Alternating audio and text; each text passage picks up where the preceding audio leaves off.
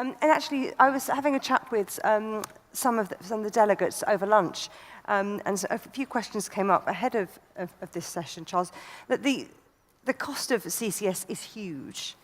Wouldn't it maybe be better to spend it on more offshore wind farms and things like that, and then use the extra energy to split CO2 instead of storing it? Interesting perspective. You want me to respond to that? Well, why don't you start with that? I think we should do as much wind and solar and hydro and biomass and ambient heat as makes economic sense for Europe, for each local country, as makes sense. Absolutely. But as we all know, at a system level, you have to integrate the system. So as I tried to describe, I'm suggesting that to integrate the system, you should make sure you capture the CO2 that your integration technology is potentially emitting. Use the energy to split the CO2. And most of us are engineers, we know that CO2 is at a very bad place on the energy curve if you want to split it. You put a lot of energy back into splitting the CO2, and I'm in favor of the science, but I haven't seen the economics make sense yet. And something that I believe came up yesterday, and maybe Christian, you can help me with this one, was that Germany isn't that interested in carbon capture and storage. Why? Well, let me start, first of all, thanking you for this presentation, which was very interesting. I think we need to fix a couple of the ideas that at least are in the session title, which is 2030, 2050, which was called this morning clean technologies. We should call them what they are: wind, solar, CCTS. We call them CCTS. I'm an infrastructure economist, so there's no capture without transportation, and then nuclear, which was called clean this morning as well. And we need to talk about developed countries and developing countries. I'm just come back from 3 weeks in India. India is will be the largest population in the world next decade, and nobody I talked to considered CCTS even in the slightest back of his or her mind. China, similar. So we can talk about Germany, and I'm very sorry to say this, I have a very difficult history with CCTS, because I was saying the same thing you did 10 years ago. I even wrote them down in a paper, so everybody can read it, and the paper is called A Last Decade for Carbon Capture, Transport and Sequestration, but that's 10 years ago. Now I come back here, and I love to be here, and I feel a little bit unhappy to spoil the party, but I think the framing here is the one I realized 10 years back, coming to your question. Jenschwalde. I tutored master thesis at Jenschwalde on CCTS 15 years ago. Failure. RWE, Hirt, failure. We have a list of 50 to 60 failed projects 10 years ago. Now we have a pilot project. I love research, but I don't think that the answer you've given in your talk is correct. I think it's very possible to reach the decarbonization targets without CCTS. Maybe we should have sat on that side of the room. Get some fisticuffs. So this is great, though, that you don't agree, because it would be a very dull conference if we all agreed on absolutely everything, Indeed. Wouldn't it? But why in particular? So are you saying that we've moved on from the research that you did previously, or that's proving your point? Well, 10 years ago it was an option, and we've did modeling similar way you did. We came up for Europe with a network of about 30,000 kilometers. Not a single one was built over the last 15 years. And other technologies have become much cheaper. I mean, who would have thought that solar is available at 3 cents per kilowatt hour? Who would have thought, and that was missing from the presentation, that storage is now available at prices competitive with other options, hydrogen, for example. And so I think the important thing that we should discuss is the integration of the sectors, and then to see whether, as was mentioned this morning, biomass capturing might makes sense. For example, in transportation, whether it might make sense to have carbon capture in industrial processes, but for the electricity sector, there's no need for natural gas as a transition fuel because the transition is already over. Well, I sense that you, Niels, as a tech optimist, might have a contrasting point of view. Yeah, I don't really know where to start on this. Because I think what you're saying, you don't believe what Charles presented, you know, that also means that you don't believe in the IPCC reports showing that CCS is going to be key to achieve this. And further on, like the Hirschhausen plots here showing also the need for the bio-CCS. I'm a bit concerned, you know, that CCS is the factor which is always factored in when you don't get the equation to add up, you know. I think bio-CCS is great.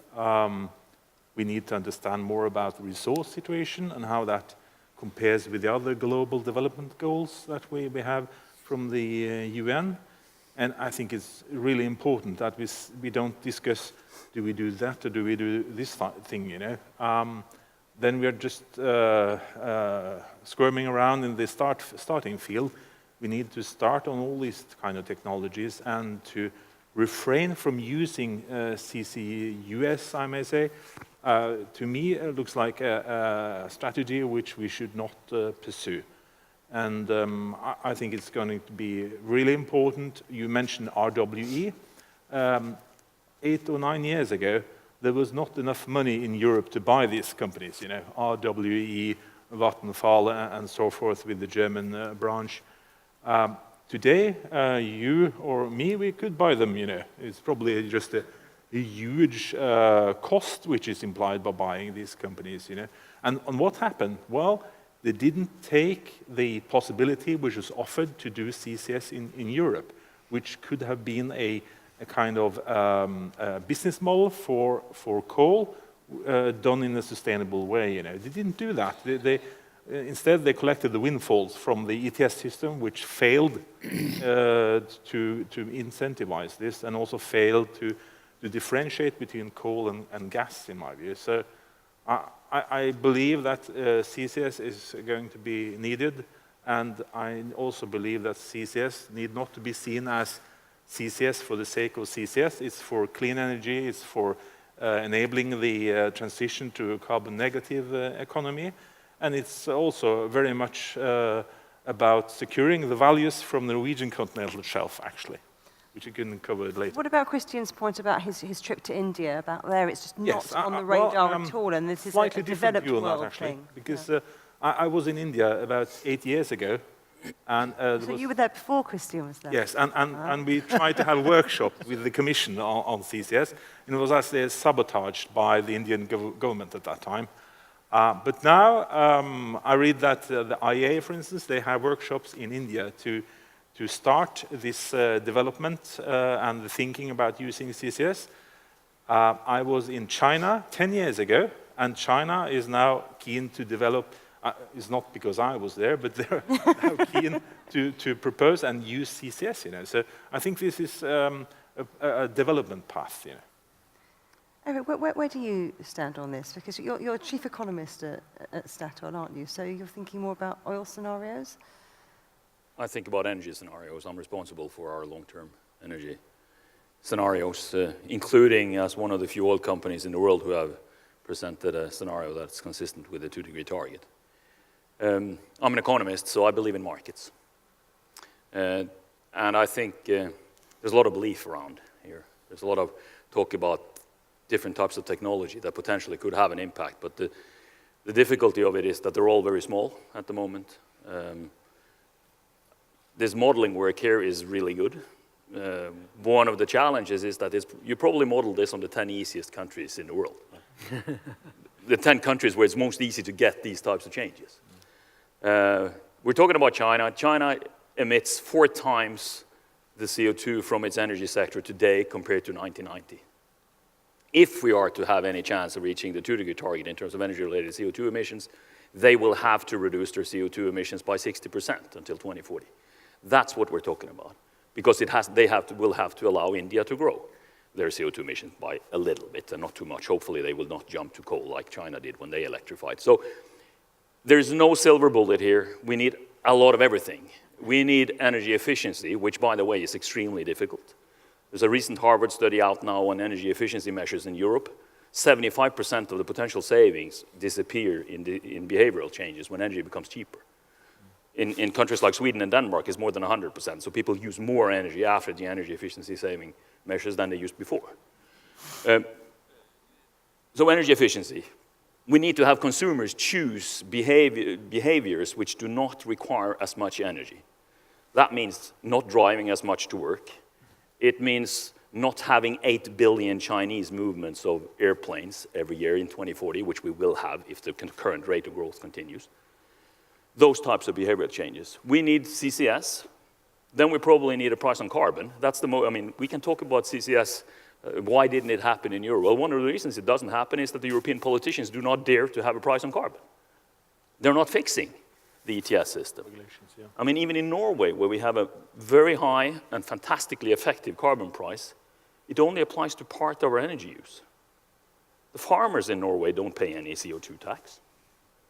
The process industry in Norway pays the ETS, but not the 500 kroner per ton that everybody who drives a car pays, or the oil industry pays, or the airline passengers pay. So we have that type of measure.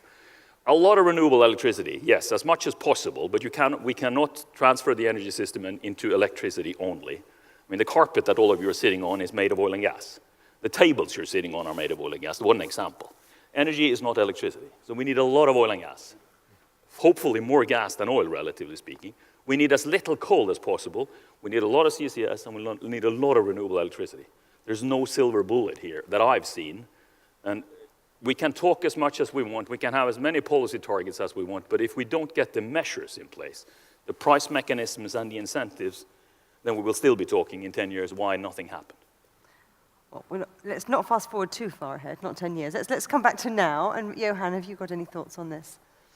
Well, working at the university and the university being responsible for education, we cannot just pick and say that you are going to take this education because this will be important for the future and don't do this one.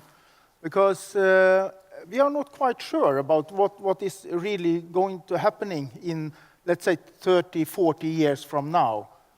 You can do modeling, you can do assumptions, etc., and we can believe in that. On the other hand, if you go 30 years back, we invented the World Wide Web. And the people at CERN at that time, they didn't know what to do to use the World Wide Web other than exchange information. Now it's business models. There are quite new things which they didn't really at all have any possible thinking of. So you have to make it very robust so that we do the education in all renewables, in oil and gas, in CCS, etc., etc. But you're also thinking about like a startup mentality as well, rather than Sure. sort of legacy companies having, like, because you mentioned the internet. Yeah. So I'm thinking about that sort of different mentality in terms of Exactly. approaching this. Yes, I worked as a pro-rector for innovation for 8 years. So I worked very much with students, having the mentality of thinking innovation and entrepreneurship. And that's very important because you can develop quite new things, new ideas, and not necessarily when you are at the university, but later on. It's very important to have that in mind. I recognize there are quite many students here. How many students are here? Oh, that's good. Oh, Yeah. you see, Good. this is the future, you know. And not far from, you will actually be the expert panel here, sitting and doing these type of discussions that we are doing now, actually. So that will be very interesting to see what they come up on, new ideas. And they are actually going to be grown up when we, at that time, we are discussing now what happens in 2030, 2040, etc., etc. So therefore, I think it's very important for the students to have a robust education so you can use your knowledge in different areas. That's extremely important. Okay, Niels, I know you're chomping at the bit there, then I want to bring in the expert panel. Right. Go on. What do you do? Go Oh, on. right. Okay. Yeah. No, I'm a slightly different strand because I'm really concerned about the welfare system and the income to this country, you know, which is for the last 20 years been really dominated by oil and gas. And if you look to 2015, we had the export value of about 450 billion Norwegian kroner from oil and gas. And gas is about half of that. And oil, at least in 2015, that was half and half. And 55% of the oil we produce go to transportation. I think it's the issue, you know, that we have a structural change in how we're going to develop our societies, and that transportation will be conducted with alternative means than oil, in my view. So I'm really concerned about the oil strand, you know. If you go to the gas, so what's happened with gas? We were told that there was the golden age of gas, there was the dash for gas and so forth, so gas would take over and be the beautiful new fuel for Europe and the global society. It didn't happen, did it? I mean, if you look to the projections on gas, they have been dropping all the way, if you look to World Energy Outlook from 2008 up to the most recent one. Gas power production has dropped from 23 to 17% in OECD countries. So there's a dramatic change, really. So what happened with gas, you know? I'm really concerned about the gas. Well, the ETS, too low differentiating between oil and between coal and gas. You know, it was not useful. I mean, Norwegian oil and gas companies and Dutch oil and gas companies should have campaigned for much higher ETS prices. It would have helped, you know, in terms of getting being competitive in that market. Security of supply. Well, Russia. Now, I know we are not in Russia now, but Russia, they have used this as a tool in the geopolitics, and they entered Crimea in 2014. You know. So the gas is seen as something in a European scale as something you cannot trust, actually. You could lose it, you know, or it's something which is brought on from Russia. Now, this is not correct from Norwegian gas, of course, a safe supplier of gas and so forth, but it's a problem with the acceptance and the perception of gas. Now, gas is, you know, you could say it's 50% better than coal, you know. Well, yes, but it's still fossil, isn't it? And if you have like 2 or 3% leakage along the system, it's comparable to coal, you know. That is an issue as well, which is damaging the reputation of gas. The price uncertainty. Gas prices in Europe has been so much higher than they've been in other places in the world, particularly the US. This has caused the utilities to move from gas to go actually for coal and for renewables. And renewables have been good on the subsidy side. And the subsidy issue is they have been thrown against each other. Some would say that there are huge subsidies for oil and gas. Some would say there's huge subsidies for renewables, you know. And if you look to the COP21 and look at the Paris Agreement, there is 20 out of 197 countries which have a switch from coal to gas as part of their INDCs, you know. And those are countries like Pakistan and Saudi Arabia and so forth. So I think it's really important that we get a new narrative about natural gas. And my narrative about oil and gas is actually we sell the energy in our natural gas, but we sell this in the shape of a non-carbon containing fuel, which is hydrogen and ammonia. So I think we should make a grand shift to sell our energy, to make this a long-term solution for our country, but to make this in the shape of fossil-free fuels, really. So you want to change the perception and the reputation that gas I think there's a big issue with natural gas, you know. Probably someone will hate me for saying this, but I think this is the reality. It's comments that you're... I'd strongly disagree with you. All right. Okay. So you hate me. Any kind of, but it's just... Can you disagree with him in a nutshell? Completely unserious. You disagree with him in a nutshell, because I'm desperate to all bring in our panel. all serious forecasts for oil and gas demand over the next decade indicate demand that is much higher than what can potentially be produced from existing fields. I'm talking about Europe. I would like to make Yeah, but why is that relevant? Look at India. If you can, and of course we should go towards a low carbon, zero carbon delivery of gas at some point, if somebody can pay us to remove the carbon dioxide. But in the meantime, we need gas as backup for renewable electricity where that is possible. And by the way, we generate much higher prices on the per watt hour when we produce the gas than the average for renewable electricity. When we do, because it's a backup. And we need gas to get coal out of the mix as much as possible, and by that reduce the CO2 emissions from that type of competing energy sources by 50% on the way. We need gas as feedstock in manufacturing, and we need gas as sources also in heating until we have solved it. But if somebody pays the investors to remove the carbon, that could happen. And how can you do that? That's a CO2 price, or it's somebody paying extra for the energy. Yeah. Possible. But you don't increase the Norwegian revenue by selling the energy as hydrogen. Who would start it then, Ine? So it's Who's going to be the dinosaurs? Just very brief, 2 brief points, and I would have said this, and Oscar knows this, I've written this 10 years ago, but 2 issues. In Europe and in India, the way towards energy transition goes via coal. Germany, Poland, etc. So this in-between step for natural gas, which we used to call the bridge, doesn't exist anymore because, and here we agree, because there's no incentive to do it.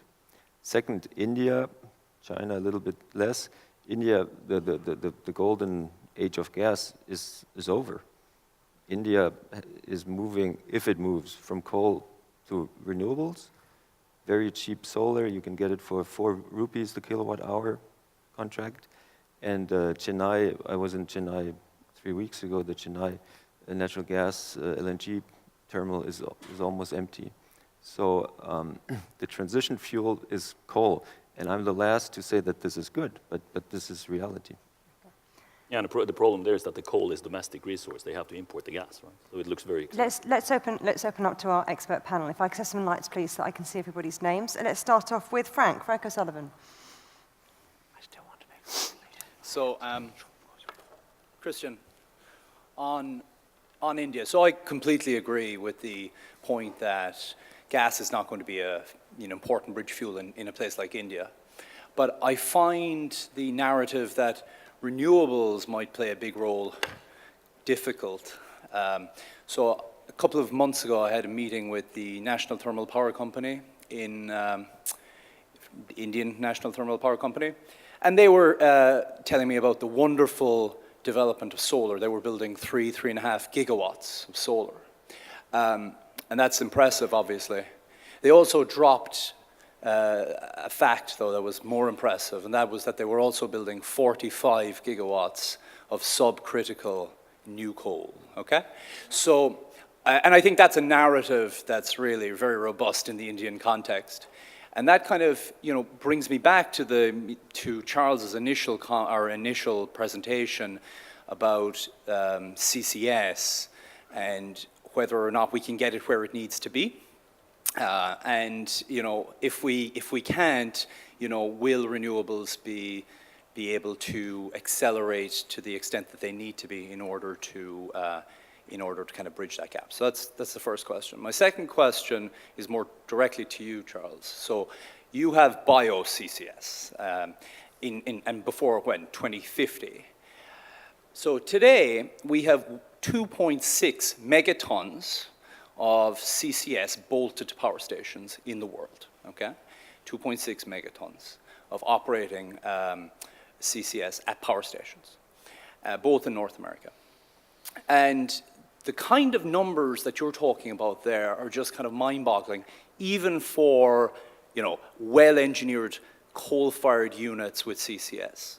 I find the technical challenge of going from there to a biofuel-driven system where you have tremendous variability in the input feedstock, which makes it very difficult to engineer efficient CCS and so on. Just such an enormous gap that I find it incredible that your model can predict scaled bio-CCS within that time frame. So that's just a personal perspective, and I'd kind of like your comments on that.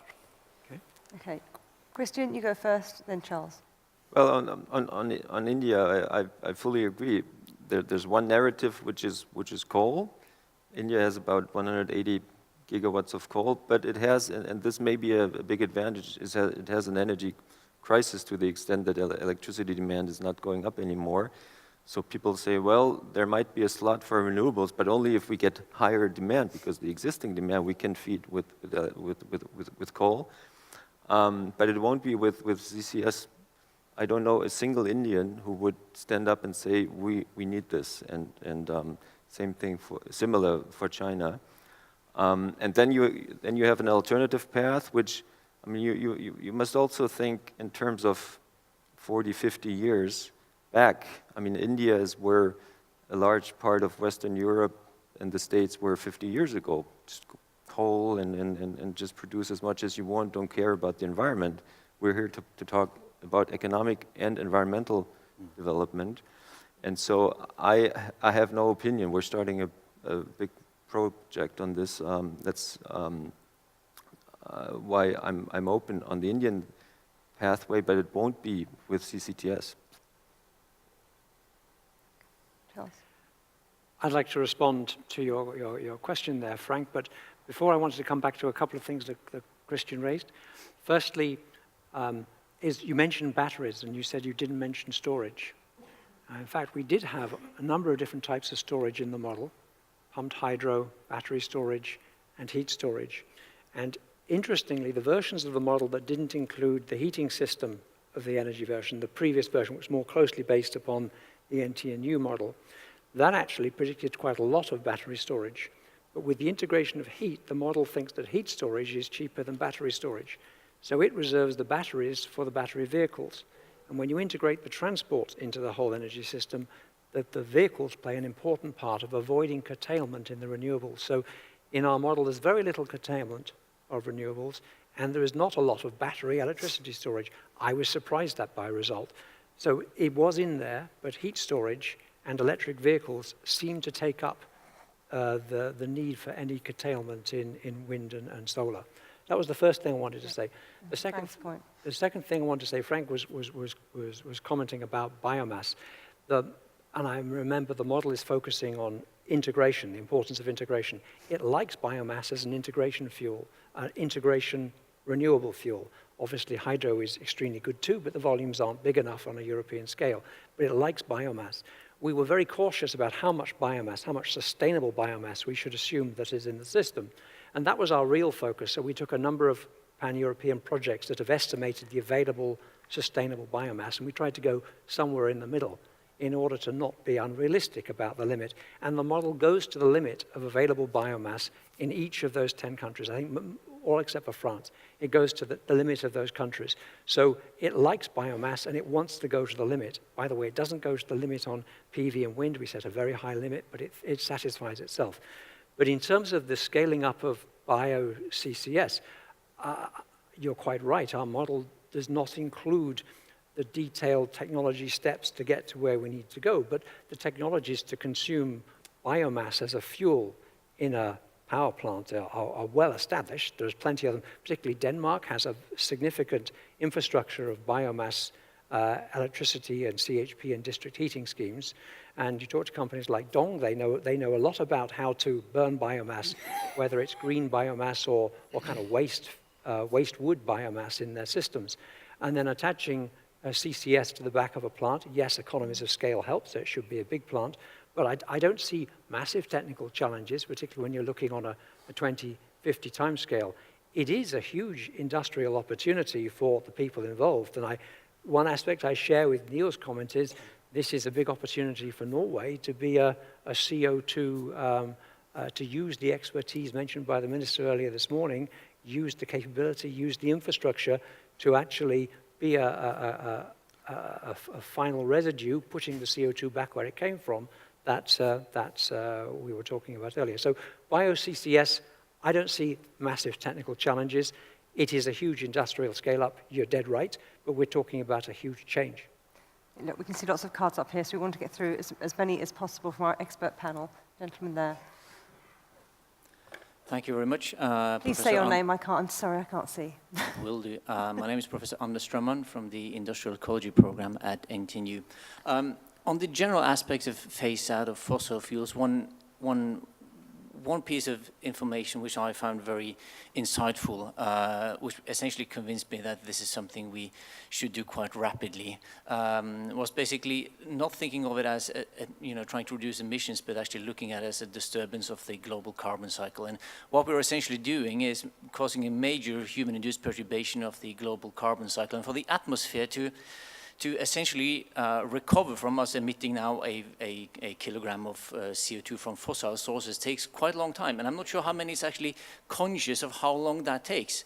And for me, that time span essentially convinced me that this is, this we really need to think through very well. It's essentially 12 to 14,000 years is the average lifetime of the disturbance we cause when we emit fossil CO2 today. That is the on time horizon similar to why we ethically do not go into nuclear because of the ramifications of storage of nuclear fuel waste. And for me, this essentially opens up a perspective of an ethical dilemma. I mean, because we usually talk about mitigating climate change, trying to meet the targets in 2100, and that's a couple of generations ahead. And we talk about centuries, but this is 12 to 14,000 years. That's such a long time horizon that we are impacting future generations. We're talking several hundred future generations that we are impacting. And for me, that makes the case very clear that we shouldn't be doing that. Do you see the ethical dilemma he sees? Yeah, obviously.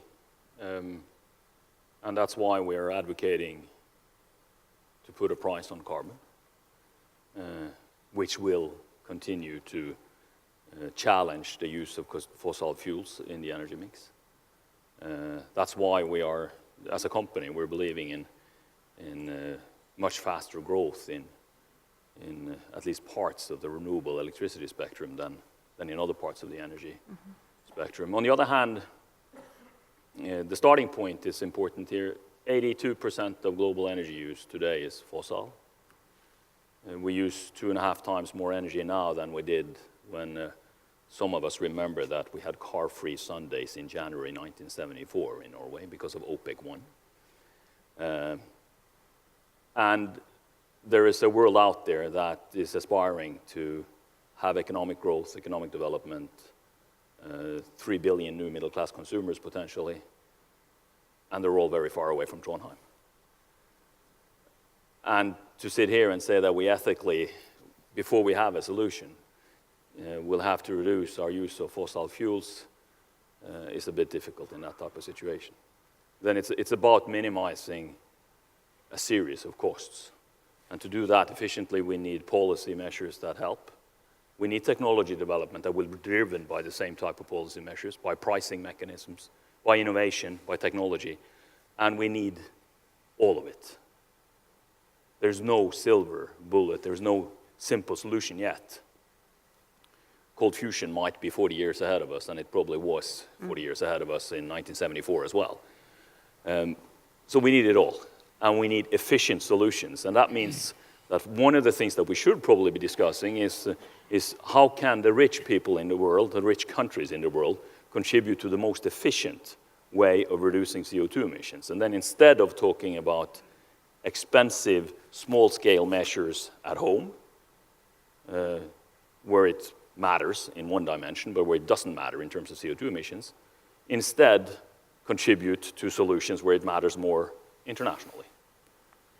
And one of the challenges, for instance, to get India to use less coal and more gas is that their coal is indigenous, they don't have to pay for it and import it, while the gas they have to import. Some of the gains that you showed for the EU countries in terms of moving to a low-carbon energy, that's reduced fuel costs for a region of the world that imports a lot of oil and gas. Well, that's a loss for Russia, Saudi Arabia, Nigeria, Angola, Azerbaijan, etc. How do you compensate for that if the rich world decides to go off carbon? So there's a lot of ethical discussions here, and it's about putting the right measures in place. John. Thank you. I mean, actually, I'd just like to pick up that theme and take it a little further and pose a question to the panel again. The sort of pretext to the question is the way we think about the three fossil fuels. This is a session about the three fossil fuels, oil, gas, and coal. And in one sense, they are more or less equal. If you burn a ton of any of them, you create approximately 3 tons of CO2. But in another sense, they're really very different, and that is, what does it cost to replace that fuel with something of a lower carbon nature? And in the case of coal, you end up with some very low-cost solutions. We've now got very competitive stationary renewables, wind and solar. We also have replacement with gas, which is half the GHG intensity. We also have CCS rising up the cost curve, but it's still only around $100 a ton of CO2 to reduce the CO2. Come to oil, outright replacement of oil today is still some of the most expensive technologies out there. And so a business approach to this huge global project would use a performance measure, and that measure would be, what are we spending per ton of carbon? And that would lead you straight away to a great focus on coal use globally. And so the question is, you know, Europe has this great capability in technology and innovation, and also a great political will to do something. How do we use that political will and set of capabilities to do something to address the world coal use? And in particular, to think about what do we offer to the developing countries? Because actually, if you look at the carbon budget to get us to the Paris climate goals, then you see that actually if we really could get to near zero coal use, you'd very substantially get towards the goals. And yet that's the thing that we continue to not talk about. How do we make the difference in the developing world to help them move on completely from coal? That's the question to the panel. Christian, how do you make a difference in the developing world? Well, I really disagree with this politically correct idea we need something of everything. I know where it comes from. It's kind of politically correct, and we're all friends, and Brussels is happy because Brussels doesn't have a saying in national energy policies. So they have this tradition, and we're just publishing a book on this to say, yeah, you keep your nuclear, you keep your coal, and then we get renewables, the triology. I think this is wrong. This is economically wrong, and that's technically wrong. Nuclear power doesn't have the slightest clue of ever becoming competitive, and it has never been, which may not impede the Chinese to use it, but it has no place in an economic efficient model. CCTS is very expensive and would never enter into a model unless you have a very high carbon price and unless the alternatives are very expensive, but they are not expensive anymore. So, and we've discussed this for 20 years. I had a PhD student on this 10 years ago. And so I think looking forward, and I'm the last to reject any research because I come from a research university, but we need to focus on those who have the highest marginal revenues, and this is not CCS and not nuclear. Yeah. I just want to comment a little bit, you know, because if you look at the learning curves for solar and wind energy, for instance, if you go back in time, who would say that I want to pursue the solar energy in Japan in 1975? Nobody. To get the price down, you have to invest. And that's why we have the subsidies. The subsidies are very efficient to getting the price down for renewable energy. And it's a success. Today it's competitive. So I think if you do research and development, that's only, let's say, 2% of the costs that is necessary to deploy the technology in the real world. So why shouldn't we do research and development around CCS and demonstrate it and see if it's possible to get the prices down so that we also have this technology available to decarbonize the atmosphere? Can I tell just a very brief anecdote? Because I was advising the German government 10 years ago on exactly this question. Yeah. And there's a paper by Professor Gibbons from London in energy policy 12 years ago, in 2007, 10 years ago, which just describes the error that has been made in saying we need everything. We don't need oxy-fuel. We don't need post-combustion. We should have, at the time, focused on pre-combustion. We should have focused on post-combustion and run down the learning curve. Instead of this, the German government financed one project on pre-combustion, one on oxy-fuel, one on post-combustion, and all the three failed. if one had made a sensible choice, you'd focus on the one that you had, post-combustion, very easy, and then ran down the learning curve 10 years ago. Now it's too late. No, it's never too late, actually, because I think still there are many possibilities. We could say that also on solar energy 10, 20 years ago. So I think it's still possibilities to get up with technologies that is available also for decarbonizing the oil and gas. But there is one thing that I've been thinking of that we discussed in the expert group yesterday was actually the consumer. We now discuss everything is produced, you know, and consumed. What about the consumer in 2040?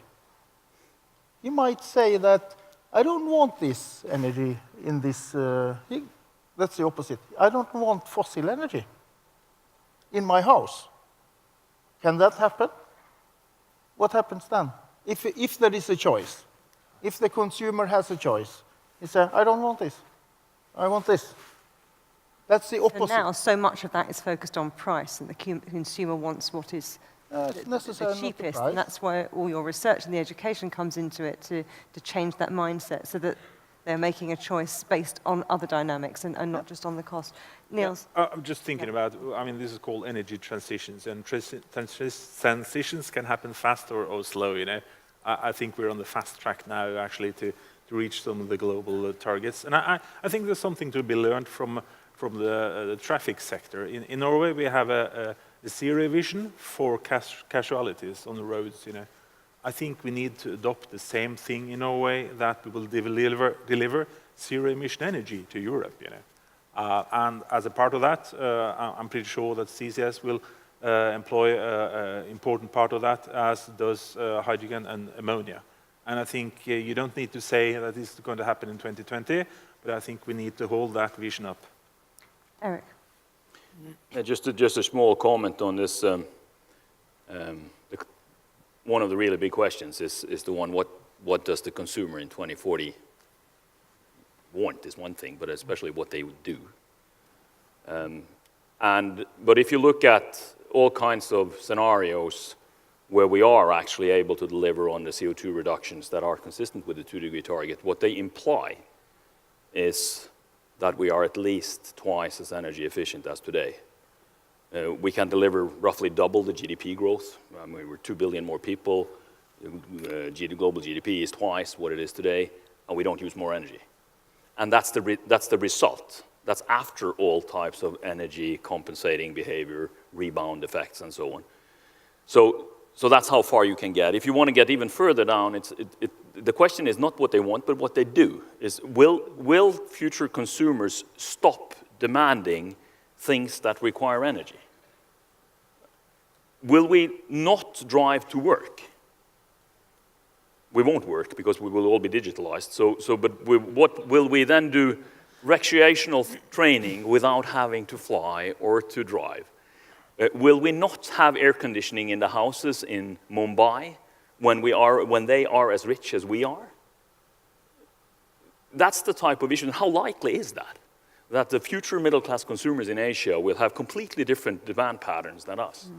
Can we do that? That's the question. Then we can get the energy efficiency even further down. And will we not demand plastic? Will the Tesla not be made of oil and gas 5 years from now? Because it is today. So those are the types of issues, whether we need oil and gas in the future. We don't The Tesla, that's just his shop window, though. The Tesla's just a shop window for a bigger plan. Well, I'm talking about the Nissan Leaf, yeah, which is much more important, or the Chinese electric vehicles.